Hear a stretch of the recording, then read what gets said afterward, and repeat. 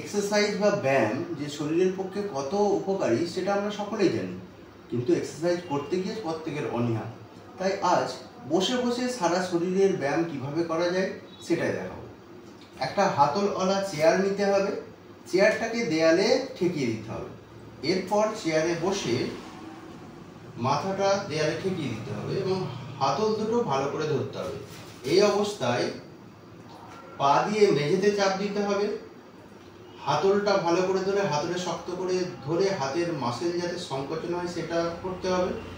পিঠ ও কোমর দিয়ে চেয়ারটা পেছন দিকে ঠেলতে হবে এবং মাথা দিয়ে দেয়ালটা ঠেলতে হবে।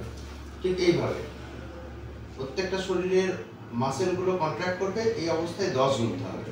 1 2 3 4 5 6 7 8 9 10। এবার ছেড়ে দিলাম, রিল্যাক্স।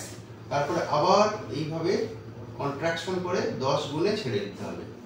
এইভাবে সকাল বিকাল যদি করা যায় সারা শরীরের মাসেলের সংকোচন প্রসারণের জন্য ব্যায়াম হয়ে যাবে। ধন্যবাদ।